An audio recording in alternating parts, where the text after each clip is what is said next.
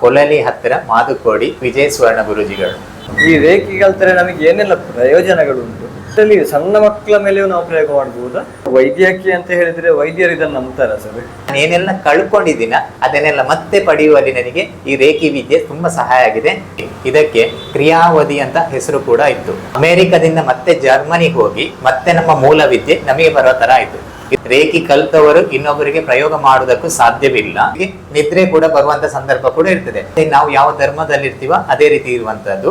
ಇದನ್ನ ರೇಖಿಯನ್ನ ಮಾಡ್ತಾ ಇದ್ದಾಗ ಆ ಕರ್ಮಗಳು ಕ್ಲೆನ್ಸ್ ಆಗ್ತಾ ಹೋಗ್ತದೆ. ಇದು ಥೈರಾಯ್ಡ್ ಬಂದ್ಬಿಟ್ಟು 3rd ಸ್ಟೇಜ್. ನಾವು ಅದರ ರಿಸಲ್ಟ್ ಬಂದಿದ್ದು ಲಿವರಿಗೆ.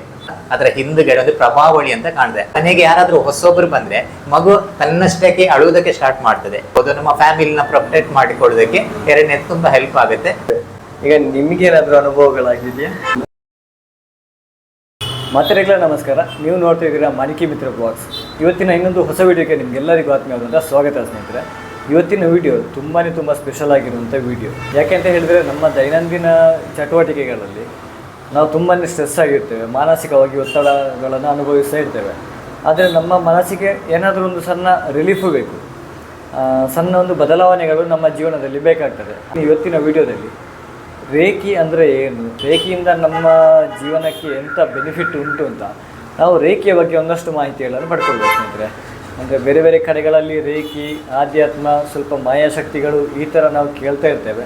ರೇಖಿಯಿಂದ ನಮ್ಮ ಜೀವನವನ್ನು ಹೇಗೆ ಬದಲಾವಣೆ ಮಾಡಿಕೊಳ್ಬೋದು, ಇಂಥ ಕೆಲವೊಂದು ವಿಚಾರಗಳನ್ನು ಇವತ್ತಿನ ವಿಡಿಯೋದಲ್ಲಿ ನಾವು ಡೀಟೇಲ್ ಆಗಿ ಮಾಹಿತಿಯನ್ನು ಪಡ್ಕೊಳ್ಬೋದು ಸ್ನೇಹಿತರೆ. ರೇಖಿಯ ಬಗ್ಗೆ ನಮಗೆ ಕಂಪ್ಲೀಟ್ ಆಗಿರುವಂತಹ ಮಾಹಿತಿ ಕೊಡಲಿಕ್ಕೆ ಪುತ್ತೂರಿನವರೇ ಆಗಿರುವಂತಹ ಟ್ರೆಡಿಷನಲ್ ರೇಖಿ ಮಾಸ್ಟರ್ ಆಗಿರುವ ತಾರಾನಾಥ ಸರ್ ಅವರು ನಮ್ಮ ಜೊತೆಗಿದ್ದಾರೆ ಸ್ನೇಹಿತರೆ. ಅವರ ಹತ್ರ ರೇಖಿಯ ಬಗ್ಗೆ ಸಂಪೂರ್ಣವಾಗಿರುವಂಥ ಮಾಹಿತಿಗಳನ್ನು ಇವತ್ತಿನ ವಿಡಿಯೋದಲ್ಲಿ ಪಡ್ಕೊಂಡು ಬರುವ. ಬನ್ನಿ ಸ್ನೇಹಿತರೆ. ಸರ್ ನಮಸ್ತೆ. ನಮಸ್ತೆ, ನಾನು ತಾರನಾಥ್ ಪುತ್ತೂರು. ನಾನು ಸಾಂಪ್ರದಾಯಿಕ ರೇಖಿ ಶಿಕ್ಷಕನಾಗಿದ್ದೇನೆ. ನಾನು 6 ವರ್ಷದಿಂದ ರೇಖಿಯನ್ನು ಕಲಿತಿದ್ದೇನೆ. ಇತ್ತೀಚೆಗೆ ಬೇರೆಯವರಿಗೂ ರೇಖಿಯನ್ನು ಹೇಳಿಕೊಡ್ತಾ ಇದ್ದೇನೆ. ಅಂದರೆ ಈಗ ನೀವು ರೇಖಿಯಲ್ಲಿ ಮಾಸ್ಟರ್ ಆಗಿದ್ದೀರಿ? ಹೌದು ಸರ್. ನಿಮ್ಮ ಗುರುಗಳು ಯಾರು ಸರ್? ನನ್ನ ಗುರುಗಳು ನನಗೆ ಆತ್ಮೀಯವಾಗಿ ಆಧ್ಯಾತ್ಮದ ಬಗ್ಗೆ ಹೇಳಿಕೊಟ್ಟಿರುವ ಕೊಲಲಿ ಹತ್ತಿರ ಮಾದುಕೋಡಿ ವಿಜಯ ಸ್ವರ್ಣ ಗುರುಜಿಗಳು. 6 ವರ್ಷದ ಹಿಂದೆ ಹೋಗಿ ಅವರ ಹತ್ರ ದೀಕ್ಷೆ ತಗೊಂಡು ಇವತ್ತಿನವರೆಗೂ ನನ್ನನ್ನ ಒಂದು ಮಾರ್ಗದರ್ಶನದಲ್ಲಿ ನಡೆಸ್ತಾ ಇದ್ದಾರೆ.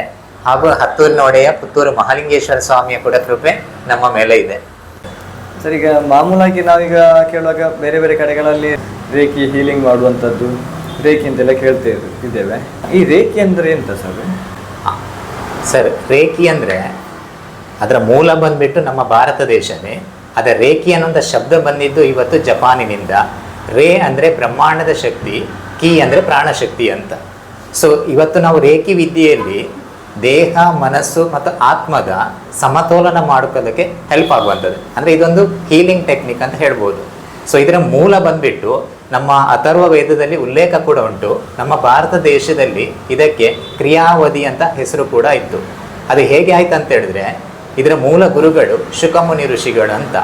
ಅವರು 1.5 ಕಾಲಲ್ಲಿ ನಿಂತ್ಕೊಂಡು ಅಭ್ಯಾಸ ಮಾಡ್ತಾ ಇದ್ರು. ಇದು ಸಾಮಾನ್ಯ ಜನಗಳಿಗೆ ಕಷ್ಟ ಅಂತ ನಮ್ಮ ಭಾರತದಲ್ಲಿ ನಿಂತು ಹೋಯಿತು.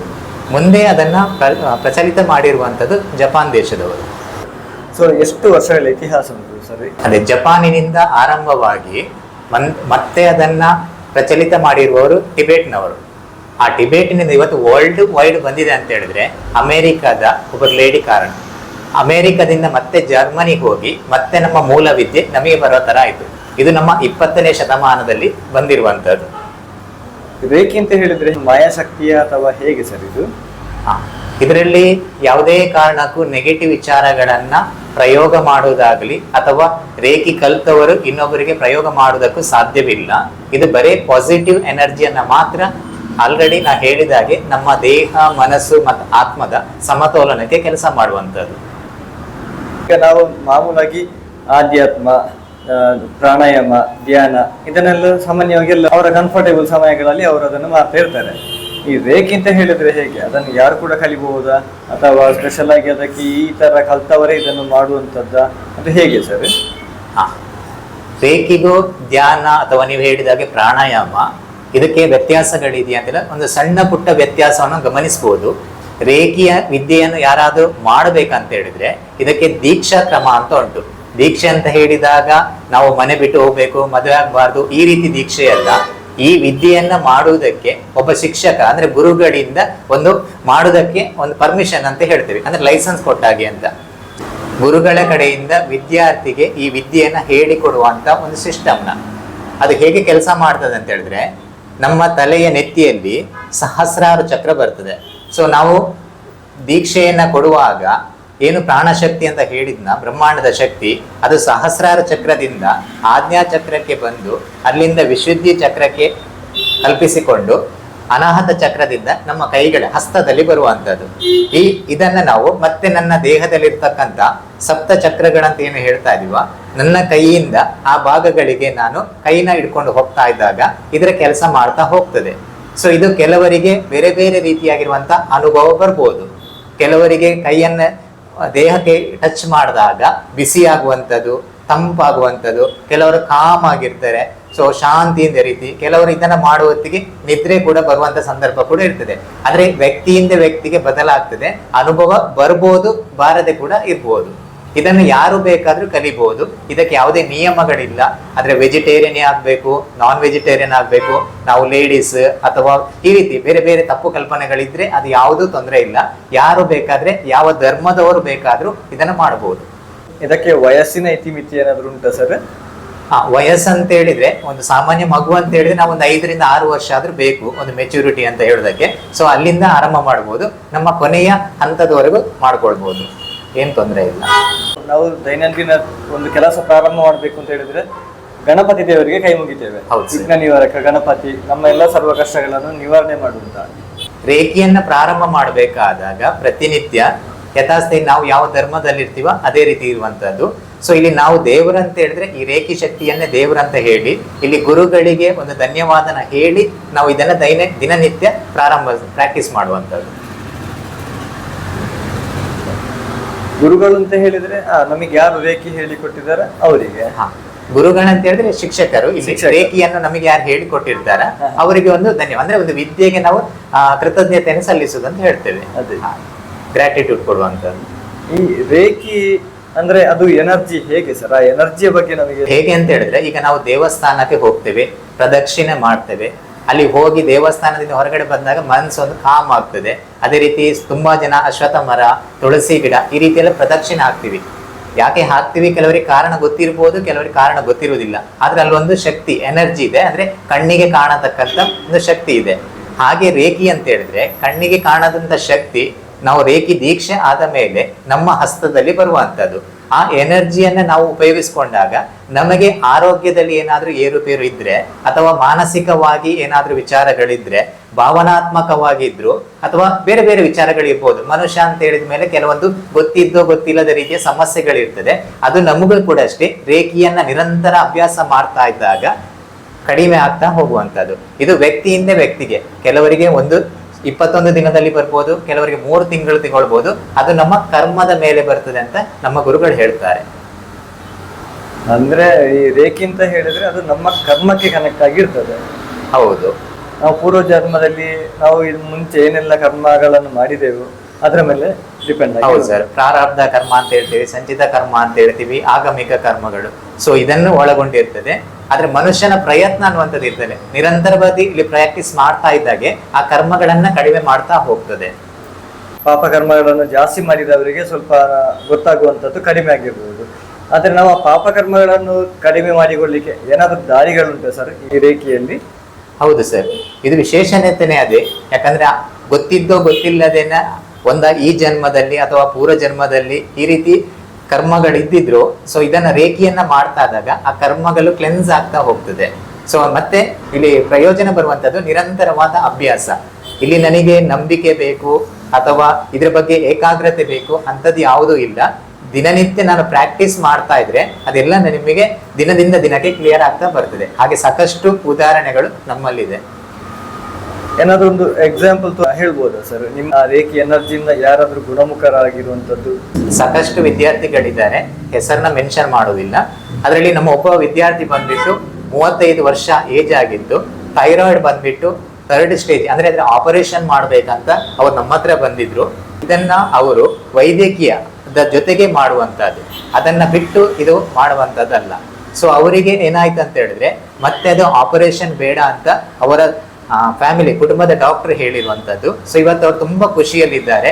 ಹಾಗೆ ಸಾಕಷ್ಟು ಅನುಭವಗಳಿದೆ ಬೇರೆ ಬೇರೆ ವ್ಯಕ್ತಿಯರು. ಹೌದು, ವೈದ್ಯಕೀಯದಲ್ಲೂ ಮಾಡಿದ್ದಾರೆ. ಅದ್ರ ಜೊತೆಗೆ ವೈದ್ಯಕೀಯದಲ್ಲಿ ಮಾಡಿ ಕೂಡ ಅವರು ಆಪರೇಷನ್ ಆಗ್ಬೇಕಂತ ಹೇಳಿದ್ರು. ಸೊ ಅವರು ನಮ್ಮ ಹತ್ರ ಬಂದು ರೇಖಿ ವಿದ್ಯೆನ ಕಲಿತು ದಿನನಿತ್ಯ ಅವರು ನಾವು ಹೇಳಿದ ಪ್ರಕಾರ ಪ್ರಾಕ್ಟೀಸ್ ಮಾಡಿದಕ್ಕೆ ಮತ್ತೆ ಅದೇ ಡಾಕ್ಟರ್ ಹತ್ರ ಹೋದಾಗ ಆಪರೇಷನ್ ಮಾಡೋದು ಬೇಡ ಅಂತ ಹೇಳಿದ್ದಾರೆ. ದೊಡ್ಡ ಸಮಸ್ಯೆಯನ್ನು ಕೂಡ ನಿವಾರಣೆ ಮಾಡ್ತದೆ ಅಂತ ಇದರಲ್ಲಿ ಹೇಳಿ. ಒಂದು ಮಾತು ಗೊತ್ತಿರ್ಬೋದು, prevention is better then cure ಅಂತ. ಅಂದ್ರೆ ನಾಳೆ ಸಮಸ್ಯೆ ಬಂದು ಪಶ್ಚಾತ್ತಾಪ ಈ ರೀತಿ ಆಗುವುದಕ್ಕಿಂತ ಇದನ್ನು ಮಾಡಿದ್ರೆ ಅಂತದಿಂದ ನಾವು ದೂರ ಇರ್ಬೋದು. ಆಲ್ರೆಡಿ ಬಂದಿದ್ರೆ ಅದಕ್ಕೆ ಪೂರಕವಾಗಿ ಕೆಲಸ ಮಾಡ್ತಾ ಹೋಗ್ತದೆ. ಈಗ ಧ್ಯಾನ ಪ್ರಾಣಾಯಾಮ ಮಾಡಿದ್ರೆ ಮನಸ್ಸಿಗೆ ಸ್ವಲ್ಪ ಉಲ್ಲಾಸ ಆಗ್ತದೆ. ಈ ರೇಖಿ ಕಲ್ತರೆ ನಮಗೆ ಏನೆಲ್ಲ ಪ್ರಯೋಜನಗಳು ಉಂಟು? ರೇಖಿಯನ್ನ ಯಾಕೆ ಕಲಿಬೇಕಂತ ಹೇಳಿದ್ರೆ, ಇವತ್ತು ನಮಗೆ ಗೊತ್ತಿದೆ ನಮ್ಮ ಜೀವನ ಶೈಲಿ. ಆ ಜೀವನ ಶೈಲಿಯಲ್ಲಿ ಬರುವಂತಹದ್ದೇ ಮುಂದೆ ಒತ್ತಡಗಳು. ಈ ಒತ್ತಡ ಅನ್ನುವಂಥದ್ದು ಒಂದು ಆರಂಭ ಆದ್ರೆ ಆಮೇಲೆ ದೇಹಕ್ಕೆ ಬೇರೆ ಬೇರೆ ಕಾಯಿಲೆಗಳು ಬರುವ ಸಾಧ್ಯತೆಗಳಿದೆ. ದೇಹಕ್ಕೆ ಕಾಯಿಲೆಗಳು ಬರ್ತಾ ಇದೆ ಅಂತ ಹೇಳಿದ್ರೆ ನಮ್ಮ ದೇಹದ ಒಳಗಡೆ ಇರುವಂತ ಕೆಲವೊಂದು ಪಾರ್ಟ್ಸ್ಗಳು, ಅಂದ್ರೆ ಅತಿಯಾಗಿ ಯಾರು ಕೋಪ ಮಾಡ್ತಾರ ಅವರಿಗೆ ಲಿವರ್ ಡ್ಯಾಮೇಜ್ ಆಗುದಂತ. ಅಂದ್ರೆ ಕಾರಣ ಕೋಪ, ನಾವು ಅದರ ರಿಸಲ್ಟ್ ಬಂದಿದ್ದು ಲಿವರಿಗೆ. ಸೊ ಈ ರೇಖಿಯನ್ನ ನಾವು ಮಾಡ್ತಾ ಇದ್ದಾಗ ಏನಾಗುತ್ತೆ ಅಂತ ಹೇಳಿದ್ರೆ ನಮ್ಮನ್ನ ಕಾಮ್ ಆಗಿ ಕೂಲ್ ಆಗಿ ಅಂತ ಹೇಳಿದ್ರೆ ಇದನ್ನ ಬ್ಯಾಲೆನ್ಸ್ ಮಾಡ್ತಾ ಹೋಗ್ತದೆ. ಇದರಿಂದ ಸಾಕಷ್ಟು ಪ್ರಯೋಜನಗಳನ್ನ ನಾವು ನೋಡ್ಬೋದು. ಇದಕ್ಕೆ ಸಮಯ ಏನಾದ್ರು ಉಂಟಾ ಸರ್? ಬೆಳಿಗ್ಗೆನೆ ಮಾಡಬೇಕು, ಸಂಜೆ ಮಾಡಬೇಕು, ಈ ತರ ಏನಾದ್ರು? ಯಾವುದೇ ರೀತಿಯಾದ ಸಮಯದ ನಿರ್ಬಂಧನ ಇಲ್ಲ. ಆದ್ರೂ ನಮ್ಮ ಪ್ರಕಾರ ಅಥವಾ ಎಲ್ಲರೂ ಹೇಳುವ ಪ್ರಕಾರ ಬೆಳಗಿನ ಜಾವ ಬ್ರಹ್ಮ ಮುಹೂರ್ತದಲ್ಲಿ ಇದನ್ನು ಪ್ರಾರಂಭ ಮಾಡಿದ್ರೆ ತುಂಬಾ ಚೆನ್ನಾಗಿ ಕೆಲಸ ಮಾಡುತ್ತದೆ ಅಂತ. ಹಾಗಂತ ಇದು ಯಾವ ಸಂದರ್ಭ ಯಾವ ಸಮಯ ಬೇಕಾದ್ರೆ ಮಾಡಬಹುದು. ಸೊ ಅದಕ್ಕೆ ಕಟ್ಟುನಿಟ್ಟಿನ ನಿರ್ಬಂಧ ಏನು ಇಲ್ಲ. ಮಾಡಬೇಕಾದಾಗ ಯಾವ ಫುಡ್ ಬೇಕಾದ್ರೂ ನಾವು ತಗೊಳ್ಬಹುದು, ವೆಜ್ ನಾನ್ ವೆಜ್. ಬಟ್ ನನ್ನ ದೇಹ ಹೇಗೆ ಸಪೋರ್ಟ್ ಮಾಡ್ತದೆ ಅದರ ಮೇಲೆ ಇರುವಂತ ರಿಸಲ್ಟ್. ಅಂದ್ರೆ ನಾವು ಆಹಾರ ತೆಕೊಂಡು 5 ನಿಮಿಷ ಆಗ್ಬೇಕು, ಅರ್ಧ ಗಂಟೆ ಆಗ್ಬೇಕು, ಈ ತರ ಏನಾದ್ರು ಉಂಟಾ? ಆಹಾರ ತೆಕೊಳ್ಳುವ ಮೊದಲು ನಂತರ ಹೀಗೇನಾದ್ರು? ಇಲ್ಲ, ಯಾವುದೇ ರೀತಿಯಾಗಿರುವಂತ ಆ ರೀತಿ ಮೊದಲು ನಂತರ ಅಂತ ಇಲ್ಲ. ಯಾವಾಗ ಬೇಕಾದ್ರೂ ನಮ್ಮ ಅನುಕೂಲದ ಸಮಯದಲ್ಲಿ ಮಾಡಬಹುದು. ಆಹಾರವನ್ನು ತೆಗೆದುಕೊಂಡು ನಾವು ಇದನ್ನು ಪ್ರಯೋಗ ಮಾಡಬಹುದು. ಇದು ರೇಖೆ ಅಂತ ಹೇಳಿದ್ರೆ ಹೇಗೆ ನಮ್ಮನ್ನು ನಾವು ಪ್ರೊಟೆಕ್ಷನ್ ಮಾಡುದಾ ಅಥವಾ ಇತರರನ್ನು ಪ್ರೊಟೆಕ್ಷನ್ ಮಾಡುದಾ, ಹೇಗೆ ಸರ್ ಇದು? ರೇಖಿ ಅಂತ ಹೇಳಿದ್ರೆ ಮೇನ್ ವಿಚಾರ ಬಂದ್ಬಿಟ್ಟು ಒಂದು ಸೆಕ್ಯೂರಿಟಿ, ಒಂದು ಸೇಫ್ಟಿ ಅಂತ ಹೇಳ್ಬೋದು. ಈಗ ನಾವು ನಮ್ಮ ಸಾಮಾನ್ಯ ಭಾಷೆಯಲ್ಲಿ ಒಂದು ಮೊಬೈಲ್ ತಗೊಳ್ತೇವೆ, ಮೊಬೈಲಿಗೆ ಕವರ್ ಹಾಕೊಳ್ತೇವೆ, ಅಂದ್ರೆ ಮೊಬೈಲ್ ಅನ್ನ ಪ್ರೊಟೆಕ್ಟ್ ಮಾಡ್ಕೊಳ್ದಕ್ಕೆ. ಸೊ ಈ ರೇಖಿ ಅಂತ ಹೇಳಿದ್ರೆ ನನ್ನನ್ನು ಪ್ರೊಟೆಕ್ಟ್ ಮಾಡ್ಕೊಳ್ತದೆ, ಅದೇ ರೀತಿ ನಮ್ಮ ಕುಟುಂಬವನ್ನು ಕೂಡ ಪ್ರೊಟೆಕ್ಟ್ ಮಾಡ್ಕೊಳ್ತದೆ. ಯಾವ ರೀತಿ ಅಂತ ಹೇಳಿದ್ರೆ ಒಂದು ಪಾಸಿಟಿವ್ ಎನರ್ಜಿಯಿಂದ. ಅಂದ್ರೆ ಸಾಕಷ್ಟು ಬೇರೆ ಬೇರೆ ಸಮಸ್ಯೆಗಳು ಬರ್ತಾ ಇದ್ದಾಗ ಈ ರೇಖಿಯನ್ನ ನಾನು ಪ್ರತಿನಿತ್ಯ ಮಾಡೋದ್ರಿಂದ ನನಗೆ ಮತ್ತು ನಮ್ಮ ಕುಟುಂಬಕ್ಕೆ ಒಂದು ಪ್ರೊಟೆಕ್ಷನ್ ಆಗಿ ಸಿಗ್ತದೆ. ಇದು ಹೇಗೆ ಕೆಲಸ ಮಾಡ್ತದೆ ಅಂತ ಹೇಳಿದ್ರೆ ನಮ್ಮಲ್ಲಿ ಸಪ್ತ ಚಕ್ರ ಅಂತ ಆವಾಗಲೇ ಹೇಳಿದೆ, ಅದೇ ರೀತಿ ಪ್ರಭಾವಳಿ ಅಂತ. ಈಗ ದೇವರ ಫೋಟೋ ಎಲ್ಲ ನೋಡುವಾಗ ಅದರ ಹಿಂದುಗಡೆ ಒಂದು ಪ್ರಭಾವಳಿ ಅಂತ ಕಾಣ್ತದೆ, ಆರ ಅಂತ ಹೇಳ್ತೀವಿ. ಹಾಗೆ ನಮ್ಮ ದೇಹದ ಸುತ್ತಲೂ ಕೂಡ ಅದು ಇರ್ತದೆ. ಸೊ ಅದು ನಮ್ಮ ಕಣ್ಣಿಗೆ ಕಾಣೋದಿಲ್ಲ. ಇದು ನಿಮಗೆ ಕ್ಲಿಯರ್ ಆಗಿ ಹೇಗೆ ಹೇಳ್ಬೋದು ಅಂತ ಹೇಳಿದ್ರೆ, ಒಂದು ಮನೆಯಲ್ಲಿ ಚಿಕ್ಕ ಮಗು ಇದ್ದಾಗ ಆ ಮನೆಗೆ ಯಾರಾದ್ರೂ ಹೊಸೊಬ್ರು ಬಂದ್ರೆ ಮಗು ತನ್ನಷ್ಟಕ್ಕೆ ಅಳುವುದಕ್ಕೆ ಸ್ಟಾರ್ಟ್ ಮಾಡ್ತದೆ. ಹೇಗೆ ಅಂತ ಹೇಳಿದ್ರೆ ಬಂದಿರುವವರ ಆ ಎನರ್ಜಿ ಮತ್ತು ಮಗುವಿನ ಎನರ್ಜಿ ಅಲ್ಲಿ ನಮಗೆ ಅದಕ್ಕೆ ಕನೆಕ್ಟ್ ಆಗೋದಿಲ್ಲ, ಅವಾಗ ಮಗು ಅಳುತ್ತದೆ. ಸೊ ಅವಾಗ ಏನ್ ಮಾಡ್ತೀವಿ, ಅದಕ್ಕೆ ಧೂಪನ ಅಥವಾ ಮಗುವಿಗೆ ಏನೇನು ಸಂಬಂಧಪಟ್ಟಾಗೆ ನಾವು ಪ್ರೊಟೆಕ್ಟ್ ಮಾಡ್ಕೊಳ್ತೀವಿ. ಸೊ ಈ ರೇಖಿ ಎನರ್ಜಿ ಹೇಗೆ ಮಾಡ್ತದೆ ಅಂತ ಹೇಳಿದ್ರೆ, ಸೊ ನಾವು ದಿನನಿತ್ಯ ಪ್ರಾಕ್ಟೀಸ್ ಮಾಡ್ತಾ ಇದ್ದಾಗ ಈ ನೆಗೆಟಿವ್ ಎನರ್ಜಿಗಳು ನಮ್ಮ ಹತ್ರ ಬಾರದಾಗೆ ನೋಡ್ಕೊಳ್ತಾ ಇದೆ. ಸೊ ಇದರಿಂದ ಪ್ರಯೋಜನಗಳೇನಂತ ಹೇಳಿದ್ರೆ ನಮ್ಮ ಆಲ್ರೆಡಿ ಹೇಳಿದಾಗೇನೆ ಸ್ಟ್ರೆಸ್ ಇರಿದ್ರೆ ಅದು ಕಡಿಮೆ ಆಗ್ತದೆ, ಹೆಲ್ತ್ ಇಶ್ಯೂಸ್ ಇದ್ರೂ ಕಡಿಮೆ ಆಗ್ತದೆ. ಸೊ ನೀವು ಕೇಳಿದಾಗೆ ಗಾಯ ಅಂತ, ಸೊ ದೇಹದ ಗಾಯನ ಇರ್ಬೋದು, ಮನಸ್ಸಿನ ಗಾಯನೂ ಕೂಡ ಇರ್ಬೋದು. ಅದನ್ನು ಕೂಡ ಒಂದೇ ದಿನಕ್ಕೆ ಆಗೋದಿಲ್ಲ, ದಿನನಿತ್ಯ ಮಾಡ್ತಾ ಇದ್ದಾಗ ಕಾಲಕ್ರಮೇಣ ಕ್ಲಿಯರ್ ಆಗಿ ಬರುವಂತ ಸಾಧ್ಯತೆ ಇದೆ. ಈಗ ಇದಕ್ಕೆ ಡೈಲಿ ಎಷ್ಟು ಹೊತ್ತು ಪ್ರಾಕ್ಟೀಸ್ ಮಾಡಬೇಕು ನಾವು? ಸೊ ಪ್ರಾಕ್ಟೀಸ್ ಅಂತ ಹೇಳಿದ್ರೆ ಇಲ್ಲಿ ಯಾವುದೇ ಕಾರಣಕ್ಕೂ ಯೂಟ್ಯೂಬ್ ನೋಡ್ಕೊಂಡು ಅಥವಾ ಹೀಗೆ ನೋಡ್ಕೊಂಡು ಪ್ರಾಕ್ಟೀಸ್ ಮಾಡೋದು ನಮ್ಮ ಪ್ರಕಾರ ಒಳ್ಳೆಯದಲ್ಲ. ಒಬ್ಬ ಶಿಕ್ಷಕನಿಂದ ಅನುಮತಿ ಪಡ್ಕೊಂಡು ಮಾಡೋದು ಒಳ್ಳೆಯದು. ಸೊ ಅದರಲ್ಲಿ ಈಗ ನಮಗೆ ರೇಖಿಯಲ್ಲಿ 4 ಲೆವೆಲ್ ಅಂತ ಬರ್ತದೆ. ಸೊ ಇದರಲ್ಲಿ 4 ಲೆವೆಲ್ ಮಾಡ್ಬೇಕಾ? ಖಂಡಿತ ಇಲ್ಲ. ಒಂದೇ ಲೆವೆಲ್ ಇಂದ ಜೀವನ ಪರ್ಯಂತ ಸಾಧನೆ ಮಾಡಿದವರು ತುಂಬಾ ಜನ ಇದ್ದಾರೆ. 1ನೇ ಲೆವೆಲ್ ಅಲ್ಲಿ ಸಾಧಾರಣ 1.25 ಗಂಟೆ ತಗೊಳ್ತದೆ. ಹಾಗಂತ ಒಂದೇ ಸಲ ಮಾಡ್ಬೇಕಾ? ಅದು ಇಲ್ಲ. ಬೆಳಿಗ್ಗೆ ಸ್ವಲ್ಪ, ಮಧ್ಯಾಹ್ನ, ರಾತ್ರಿ. ಸೊ ನಮ್ಮ ಸಮಯ ದಿನದ 24 ಗಂಟೆಯಲ್ಲಿ ಅದು ಕ್ಲಿಯರ್ ಮಾಡ್ಕೊಂಡ್ರೆ ಆಯ್ತು. ಸೊ ಅದ್ರ ನೆಕ್ಸ್ಟ್ ಲೆವೆಲ್ ಅಲ್ಲಿ ಇನ್ನು ನಾನು ಸ್ವಲ್ಪ ಡೆವಲಪ್ ಆಗಬೇಕು ಅಂತ ಹೇಳಿದಾಗ ಇಲ್ಲಿ 2nd ಲೆವೆಲ್ ಸಿಂಬಲ್ಸ್ ಎಲ್ಲ ಬರ್ತದೆ. ಆ ಸಿಂಬಲ್ಸ್ ಅನ್ನೆಲ್ಲ ಆಡ್ ಮಾಡ್ಕೊಂಡು ಮತ್ತೆ ನಾವು ಮಾಡ್ಕೊಂಡು ಅವಾಗ ಸ್ವಲ್ಪ ಟೈಮ್ ಕಡಿಮೆ ಆಗ್ತಾ ಹೋಗ್ತದೆ. ಹಾಗೆ ಥರ್ಡ್ ಲೆವೆಲ್. ಇಲ್ಲ ಇದೇ ರೇಖಿಯನ್ನ ನಾವು ಬೇರೆಯವರಿಗೆ ಕಲಿಸ್ಕೊಡ್ಬೇಕು, ನಾನು ಒಬ್ಬ ಶಿಕ್ಷಕನಾಗ್ಬೇಕಂತ ಇದ್ದಿದ್ರೆ ಇಲ್ಲಿ 4ನೇ ಲೆವೆಲ್ ಅಂದ್ರೆ ಮಾಸ್ಟರ್ ಡಿಗ್ರಿ ಅಂತ ಬರ್ತದೆ. ಸೊ ಅದನ್ನ ಕಲಿತು ಬೇರೆಯವರಿಗೆ ಕೂಡ ಹೇಳಿಕೊಡ್ಬೋದು.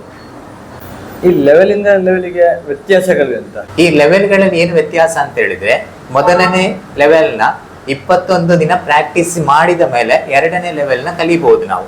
ಸೊ ಇದರಲ್ಲಿ ಬೆನಿಫಿಟ್ ಏನಂತ ಹೇಳಿದ್ರೆ, ನಾವು ಚಕ್ರಗಳಂತ ಬಂದಾಗ ಮೊದಲನೇ ಲೆವೆಲ್ ಅಲ್ಲಿ ನಮ್ಮ ಚಕ್ರಗಳನ್ನ ಬ್ಯಾಲೆನ್ಸ್ ಮಾಡಿಕೊಂಡು ನಮ್ಮನ್ನ ನಾವು ಗ್ರೋತ್ ಮಾಡ್ಕೊಳ್ಬಹುದು. 2ನೇ ಲೆವೆಲ್ ಅಲ್ಲಿ ನಾವು ಬೇರೆಯವರಿಗೆ ಅಂದ್ರೆ ಹೀಲಿಂಗ್ ಅಥವಾ ಚಿಕಿತ್ಸೆ ಅಂತ ಹೇಳ್ತೀವಿ, ಅದನ್ನು ಕೊಡುವುದಕ್ಕೂ ನಮ್ಮಲ್ಲಿ ಸಾಧ್ಯತೆಗಳಿದೆ. ಸೊ ಹೀಲಿಂಗ್ ಕೊಡ್ಬೋದು 2ನೇ ಲೆವೆಲ್ ಇಂದ. ಅಂದ್ರೆ ಇನ್ನೊಬ್ರಿಗೆ ನಾವು ಹೀಲಿಂಗ್ ಕೊಡ್ಬೋದು, ಇನ್ನೊಬ್ರಿಗೆ ಹೀಲಿಂಗ್ ಕೊಡ್ಬೋದು. ನಮ್ಮ ಫ್ಯಾಮಿಲಿನ ಪ್ರೊಟೆಕ್ಟ್ ಮಾಡಿಕೊಳ್ಳೋದಕ್ಕೆ 2ನೇದು ತುಂಬಾ ಹೆಲ್ಪ್ ಆಗುತ್ತೆ. ಅಲ್ಲಿ ಕೆಲವು ಸಿಂಬಲ್ಸ್ ಗಳು ಕೂಡ ಇದೆ. ಸೊ ನಮ್ಮ ವೆಹಿಕಲ್ ಗಳಿಗೆ ಸಿಂಬಲ್ ಹಾಕೋದಿರ್ಬೋದು, ಅಥವಾ ನಾವು ಕೃಷಿಕರಾಗಿದ್ರೆ ನಮ್ಮ ಕೃಷಿ ಭೂಮಿಗೆ, ಪ್ರತಿಯೊಂದು ಆಲ್ರೆಡಿ ನಾವು ಏನಾದ್ರು ನಮ್ಮ ಮನೆಯಲ್ಲಿ ಯಾರಾದ್ರೂ ಮೆಡಿಸಿನ್ ಗಳನ್ನ ತಗೊಳ್ತಾ ಇದ್ರೆ ಅದಕ್ಕೂ ಸಿಂಬಲ್ ಸಹ ಕೊಡುವಂಥದ್ದು. ಇದೆಲ್ಲ ಏನು ಮಾಡುತ್ತೆ ಅಂತ ಹೇಳಿದ್ರೆ, ಅದರಿಂದ ಏನಾದ್ರೂ ಸೈಡ್ ಎಫೆಕ್ಟ್ಗಳು ಅಥವಾ ಬೇರೆ ಏನಾದ್ರೂ ಬರುವಂತದಿದ್ರೆ ಇದು ಅದನ್ನ ಎನರ್ಜೈಸ್ ಮಾಡಿ ಅದರ ರಿಸಲ್ಟ್ ಹೆಚ್ಚು ಮಾಡಿ ಕೊಡ್ತದೆ. ಹಾಗೆ ಸರ್, ಇದರಲ್ಲಿ ಸಣ್ಣ ಮಕ್ಕಳ ಮೇಲೆಯೂ ನಾವು ಪ್ರಯೋಗ ಮಾಡಬಹುದಾ? ಖಂಡಿತ ಸರ್. ಇವತ್ತು ಹುಟ್ಟಿರುವ ಮಗುವಿನಿಂದ ಕೂಡ ಇದನ್ನು ಪ್ರಯೋಗ ಮಾಡಬಹುದು. ಯಾಕಂದ್ರೆ ಆವಾಗ್ಲೇ ಹೇಳಿದ್ದು ಪಾಸಿಟಿವ್ ಎನರ್ಜಿಯನ್ನ ಇನ್ನೊಬ್ರಿಗೆ ಕೊಡುವಂತದ್ದು. ತುಂಬಾ ಏಜ್ ಆದವರಿಗೆ, ಅವರು ಹಾಸಿಗೆ ಇರ್ತಿರ್ತಾರೆ ಅಂತವರಿಗೆಲ್ಲ ತುಂಬಾ ಏಜ್ ಆದವರಿಗೆ ಕೊಡ್ಬೋದು.